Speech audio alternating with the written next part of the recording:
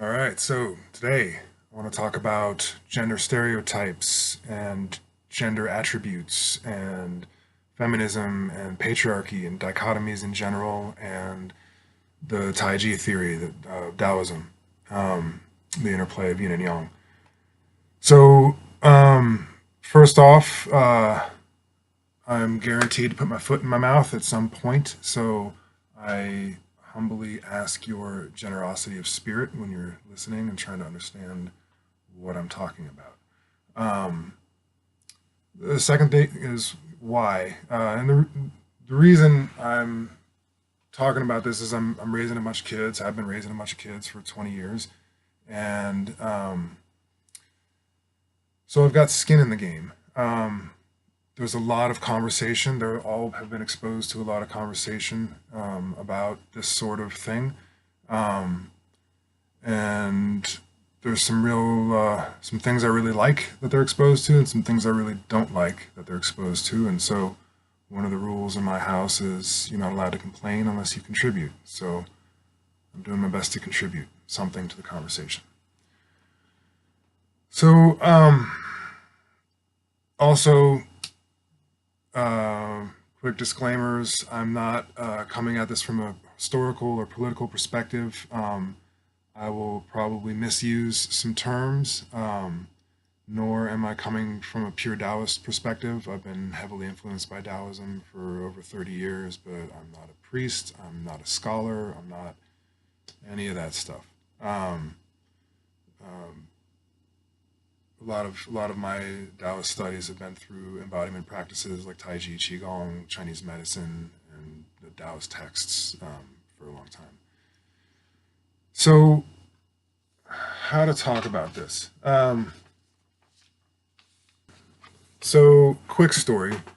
One time I went to a lecture, and it's by a feminist professor. I forget the her name or the specific title of the lecture, but on the board was a set of dichotomies, like the one I'm holding up for those who can see. And I'll read it for the people who are listening. The the overall head is feminine on one side and masculine on the other side.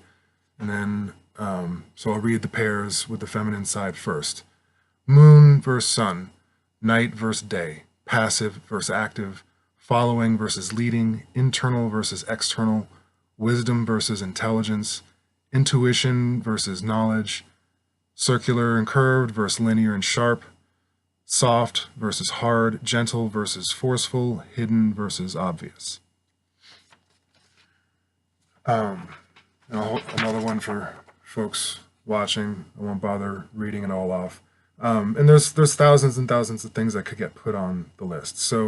Um, so the perspective that this lecture was coming from was, that all the feminine characteristics had been. Um, Let me back up for 1 second. Um, the list just presented, I think, is a little bit more fair than what was on the board at the lecture. I don't remember the details, and I looked and couldn't find the specific one, but the feminine side was kind of intentionally diminished a little bit. Instead of intelligence versus wisdom, it was more like intelligent versus not intelligent. It was something, maybe it wasn't quite that extreme, but it was, the feminine side was clearly diminished.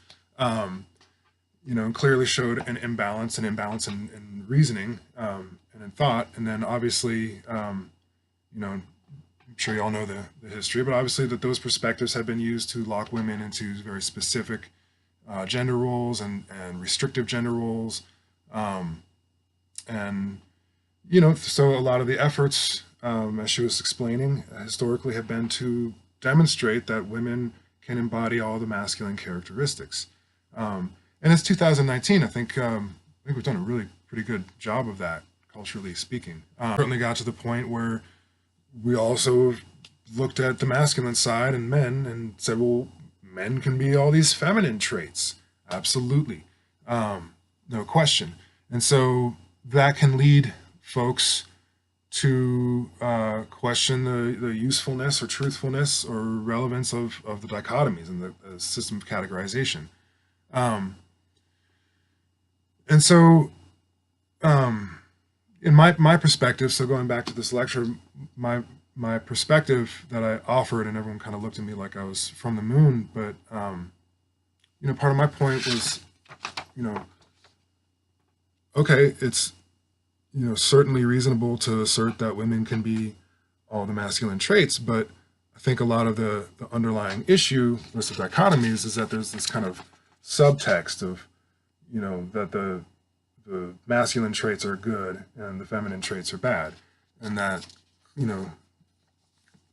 I would say clearly, I think it's pretty clear our culture, broadly speaking. I always get a little twitchy when I say culture because there's many cultures and many subcultures, and historically many more cultures than are often represented. However, tangent, certainly the dominant culture rewards and encourages what are considered more masculine traits. But one of the issues, and so sometimes that's taken as evidence that the dichotomy is just false and repressive in nature. But to me, it's the judgments, the good and bad, the judgment calls and preferences based on those dichotomies that are not considered equal. And so, I think ultimately, what is more beneficial for everyone is simply to recognize the true power and the true actual dichotomy, and the true power of the feminine side. So, for example, it'd be wonderful for everyone if we had a bit more wisdom and respected wisdom and sought wisdom out culturally, promoted wisdom. We don't even necessarily know what that means. It would be great to have more circular thinking and non-linear thinking. Sometimes it's more geometric thinking. Could argue that on either side, actually, but certainly, we have a lot of linear thinking, and often it misses important points. So, more broad perspective, overarching, kind of ecological in a sense, thinking would be a really, really healthy thing for everybody in the culture. We're a culture that respects knowledge far more than intuition. That's an issue. And intuition, just like knowledge, actually needs to be trained if you're really going to rely on it, but it can be trained. It's not something we generally value culturally. So, to me, what sidesteps a lot of those judgment calls immediately get sidestepped with abstracting one more level from masculine and feminine and going to yin and yang. And mostly, it's essentially the same basic dichotomy, rare to find exceptions, because masculine and feminine are one of the clearest expressions of the yin and yang principle. And I know for some folks, if you're not comfortable or familiar with those terms, so I'm sure it seems like just adding vague abstract terms, more levels of confusion. What's the point of that? Well, the point is, if all of these traits are considered masculine or feminine, then whatever I personally identify with, I'm going to identify with those traits either as I should be this, or you're telling me I should be like this, or something, or I'm not enough of this trait or whatever. And so being able to abstract it depersonalizes it. It's almost more mathematical. It's zeros and ones. But there's a couple important points that go with that. One is there's many layers to us. We're not all one thing or the other thing. Classically speaking. So one of the things inherent to the Taiji diagram is the principle of balance. That you need both yin and yang. That ultimately there is no greater value in one or the other. It's the dance that matters. They change into each other. They're both required for balance. And even if it looks like there's only one the other one is either brewing or hidden. Um, Another thing about the diagram is inherent to it is that there's yang within yin and yin within yang. What does that mean? Well, in the West, in Western alchemical traditions and beyond, that could be restated as we all have masculine and feminine inside of us, and that even if someone's apparently masculine, they have an inner feminine. If someone's apparently feminine, they have an inner masculine. That certainly works, certainly applicable for some situations. But again, my preference, when we abstract it, it's a lot easier to look objectively, because there's less of a value judgment associated with it. And so another way of saying that, men are externally, generally speaking, obviously, but externally men exhibit more of the masculine traits. But internally, emotionally, they're actually very yin, and resemble more of the feminine traits. So it's not uncommon to have, big, tough, burly-looking guy who's got a really, really gentle, sensitive heart. And vice versa. With women, they're physically more yin, but emotionally, they're actually more yang than men, typically speaking. And what that means is, women tend to be more emotionally expressive, whereas men tend to be less emotionally expressive, more yin. You know, and we can go down the list, but so another reason, again, the dichotomies, they're there to help explain observed phenomenon. They're not there as value judgments or shoulds or should nots. And I know things have been abused that way and used that way, and it's slanted more one way to the past. And now, more often, I was doing a little research before talking, and most of the dichotomy charts, you find the masculine to be more diminished, and not always represented truthfully. And so, there's biases come and go. I think the point is to be without bias and to try to see phenomenon clearly. And so that gets me to, a lot of what is called and considered the patriarchy. Again, that pulls on a lot of threads.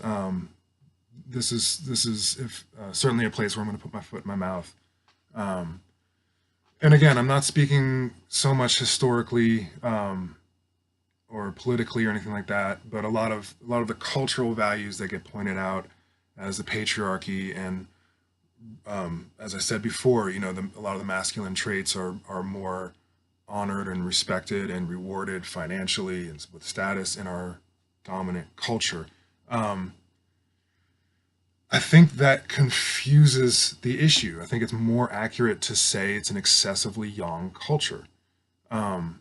Because then, obviously we have women in positions of power, maybe not, equally represented or whatever, but there's plenty of women CEOs, there's plenty of ball-busting bitches that have been running companies for years. And then so people will say, well, what about that? And they say, well, they have all these male characteristics. It doesn't count. It's still patriarchy. It's like, well, that starts to lose meaning to me.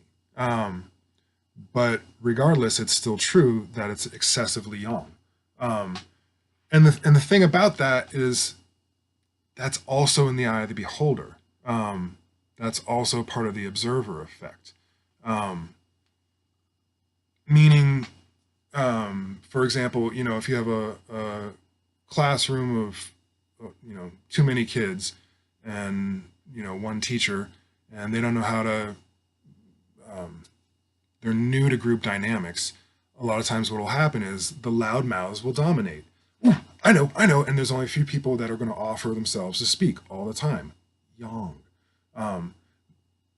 That'll be boys and girls, maybe not always the same proportion, but that's not really what matters. What matters is the flashy thing that gets their attention, the quick, the loud, the sociable, the outgoing, that'll get rewarded. So it takes someone who has the wisdom to actively counterbalance that. Look for their kid in the back of the classroom with their hoodie on, who's looking down, and go, "Hey, what do you have to say about it?" That kid's more yin. You can call that feminine, but yeah, I get what that means, but it's loaded. Maybe that's my just general perception, but again, back to the the eye of the beholder and the excessively young culture. You know, so I grew up in Washington D.C. We still have the Washington Monument, and you didn't need to be on the radical left. You didn't need to be a feminist. You didn't need to have any occult knowledge to know there was a giant penis in the middle of D.C. That's weird. And it was just a joke. It was just a joke, And I mean, it wasn't just a joke. There's actually been books written on the symbology of it, et cetera, et cetera. Evidence as a phallocentric culture, et cetera, et cetera. All of which makes perfect sense until you realize that there's a giant vulvic structure right next to it, the reflecting pool. It's actually a whole lot bigger than the Washington Monument, but as any phallocentric structure, I mean, there's a giant phallus in the middle of the city. You caught your eye. Everybody could see it. Oh my goodness. I'm a little embarrassed. I'm blushing. It's a joke, whatever. What a joke as a representation of this whole culture, blah, blah, blah, blah, blah. Sure. Did you see the fucking reflecting pool? It's a vulvic structure, but it's yin. It doesn't jump up and slap you in the face. It doesn't throw glitter at you. It doesn't shout its own name and proclaim itself the great vulva. That's not what they do. It's yin. It's quiet.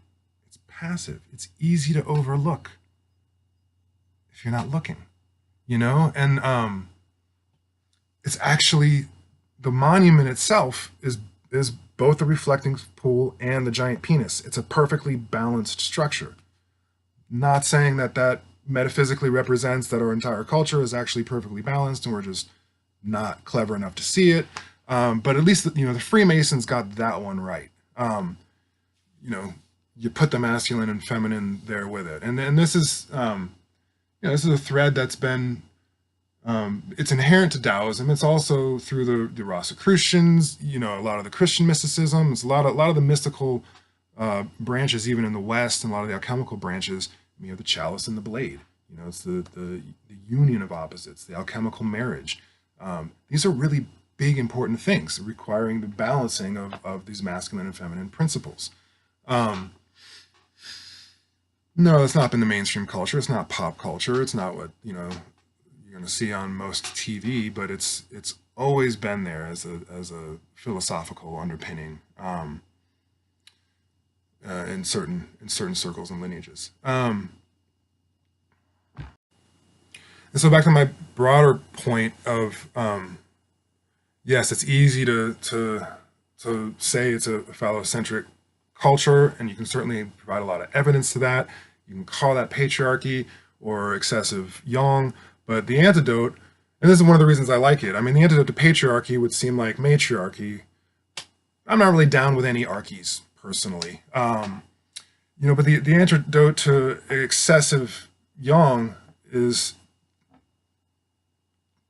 to nourish the yin, to actively cultivate wisdom, to actively seek stillness, to have we have a yang aspect of the mind is a quick and penetrating mind. Yin aspect is a more open, receiving, observant mind. We could do well to cultivate more of that. And there's a lot of ways we could talk about this. More meditation is a yin practice compared to most other practices. This, if you go too far with it, you start sounding like Yoda, because, like I said, what the meaning of yin and yang can change in context and in relation to what you're talking about. But I hope I'm making it clear that this is not about perpetuating gender stereotypes in the least. First of all, we have, like I said, many layers, many situations in life. Sometimes you might be more yin, sometimes you might be more yang. Certain aspects of you are going to be more yin or more yang, and you can call that masculine and feminine. And in some ways, that might be easier to understand, but it starts to get personalized. If I start tabulating, oh my goodness, do I have too many feminine traits? Do I have too many masculine traits? Whatever, who gives a shit. The game is about figuring out who you actually are underneath the layers, peeling back the layers, and seeing what who you really are, and honoring your true nature. We're all a crazy mix of things, and we all have many faces at different times. I'm a very yin man, in many regards. I mean, I'm externally very yang. I'm broad shouldered. I have a big beard. I have a deep voice. I've been practicing martial arts my whole life. There's many ways I'm very clearly yang, and stereotypically masculine. And there's many, many ways where I'm stereotypically yin or feminine even. I mean, if I look at this list again, I mean, first of all, moon and sun. I've had a love affair with the moon my entire life. Always felt like I was from a lunar tribe. Night versus day, I was legitimately nocturnal for a whole summer. If I'd had my druthers, I would have kept going that way. It doesn't work very well in this solar-oriented world. And maybe that's not a bad thing, that the world is solar, but it is. Many would say that seems very natural, but some of us come alive at night. It's a weird world. Even with my martial arts, I studied a lot of what we call hard external styles when I was younger, Shaolin, Taekwondo, kickboxing. But then as I've gotten older, and I didn't even start that old, I just got impressed with the soft styles young enough that I've dedicated my practice more to the soft and in the internal. Those are yin. Those are yin arts. I'm practice following more than leading. And anyone who dances, most people would agree it's easier to lead than to follow. You have to be a lot more physically intelligent to follow well, with dance. And that's, in our culture, in most Western culture that I'm aware of, that's classically a female role, is to follow. But it's more difficult. It takes actually more skill. And it's the same with the martial arts. A lot of my approach and attitude, this is true with Tai Chi, this is true with Brazilian Jiu-Jitsu. It's like, let them have what they think they want, and you just won't be there. You want to be more malleable than rigid. Rigid being yang and male, malleable being yin and female. The secret weapon to a lot of those arts is the yin. It's the thing that's underestimated. It's the thing most people don't value the way they should. And that's a strategic advantage, actually, when you know the value of things that others don't. That's a good thing. There's dangers with that as well. But, and even with interpersonal relationships, it's like,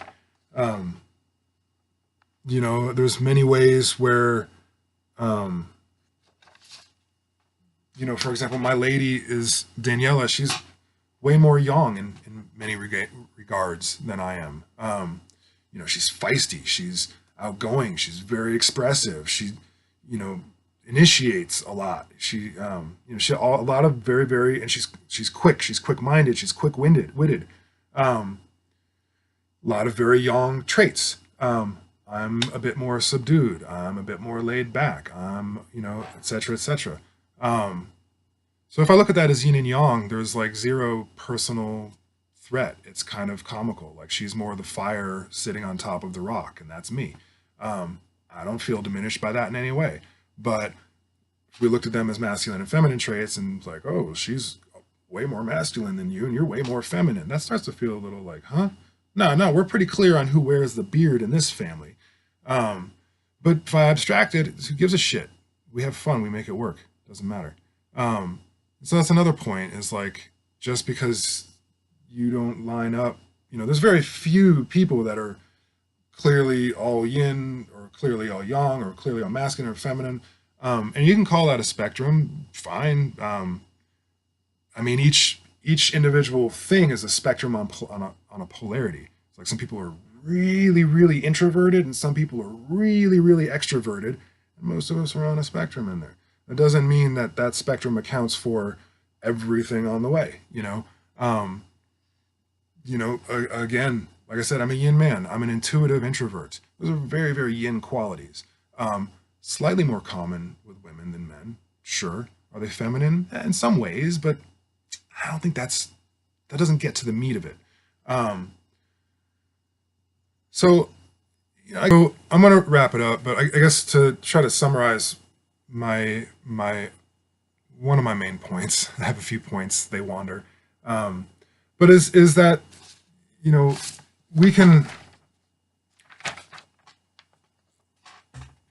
the real secret is to look for the hidden, to uphold the yin, because like I said, the yin, it's not as loud, it's not as obvious. And so we have a culture that, excessively on, we look for the glitz and glamour. We're easily distracted by a flash in the pan.